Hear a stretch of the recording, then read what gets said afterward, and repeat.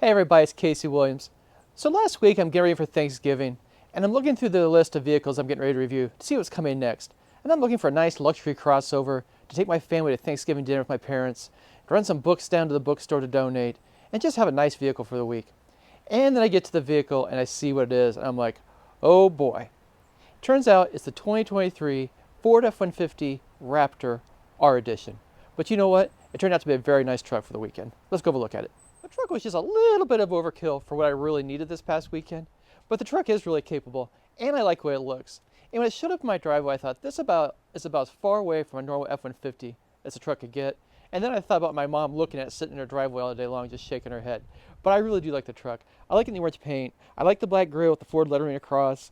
You got the trail lights here too, the little fog lamps down below. I think it just looks really menacing, looks really nice. And you actually do have some tow hooks down below if you get stuck and need them.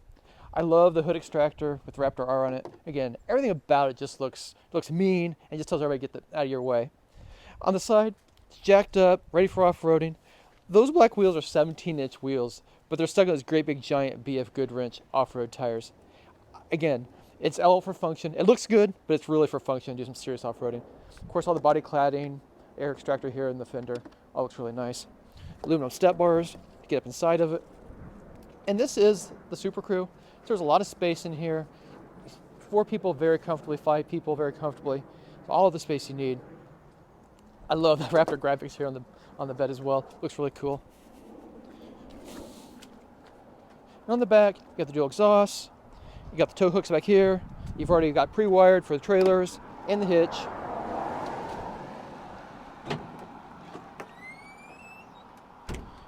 And then the tailgate. All set up too. You can do your work back here. It's got a power plug, spray and bed liner, all ready to get dirty. And truth be told, once my family got up inside of the truck, it was a very comfortable place to be. It looks really stylish, and I like these big fat seats. You know, I like the carbon fiber look here on the dash, the red stitching, just some really nice things to set it off for a normal F-150.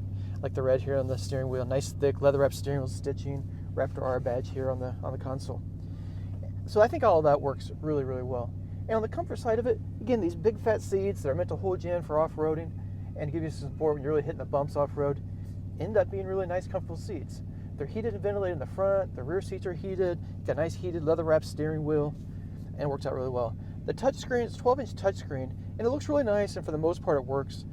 Some of the functions, though, when I was trying to connect the phone, trying to, get right straight to a satellite radio station without a bunch of drama, not as easy to use as I was hoping it might be, and it's not as easy to use some ones in Ford's past. But it worked well, and you can't connect the phone. You got nav, you got everything you need there. Apple CarPlay, Android Auto when you get all connected. Down below, you got wireless phone charging. If you want to do this manually, you got volume and tuning knobs, which I think, again, always great to have those. Just real intuitive down below. You got dual zone automatic climate control down below. Of course, the heated seat, ventilated seat buttons, those are down here as well. Power ports here.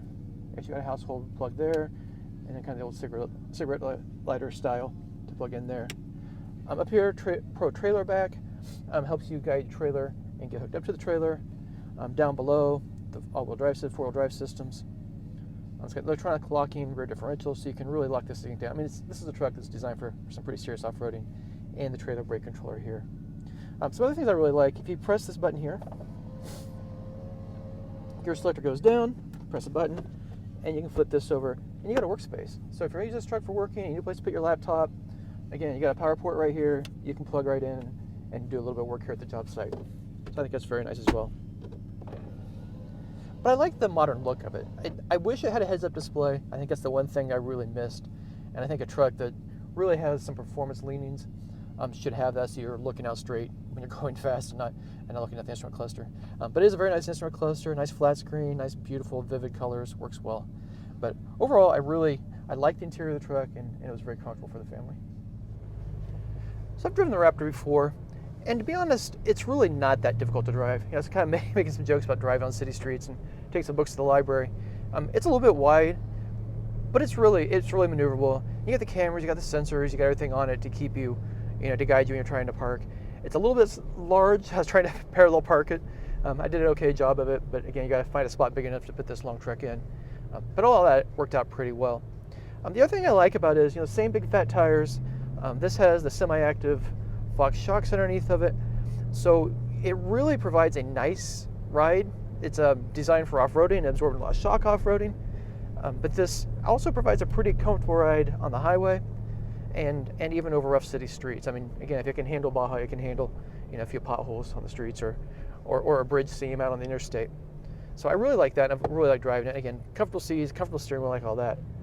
So the last Raptor I had the 3.5 liter twin turbo V6 with 450 horsepower. And in this truck, that was plenty of power. However, the R Edition has a little more horsepower. This has a 5.2 liter supercharged V8, and this one delivers 700 horsepower and 640 pound-feet of torque. Step on this truck and it will absolutely move out of its own way. It'll tow over 8,000 pounds if you feel like you need to do that. Gas mileage, as you might imagine, is absolutely horrific. 10 miles per gallon in the city, 15 on the highway. But again, you're talking about a 700 horsepower super truck that can tackle almost anything and pull whatever you need to pull. So it's an incredibly capable truck with a whole lot of power and very fast, and 15 miles per gallon on the highway just comes along with that. But overall, a very nice truck, and it got us to my parents and back. And the thing we thought was, if you get a little bit of snow, get a little bit of bad weather, it'll certainly be up to handling it. Well, no doubt about it, this truck is complete overkill for what you really need in a pickup truck, but I do like it. The one thing that is also a little bit of overkill is the price. So while the Raptor starts about $77,000, this one all in, $109,740. Well, next week, we'll have another fun car, and until then, storm forward.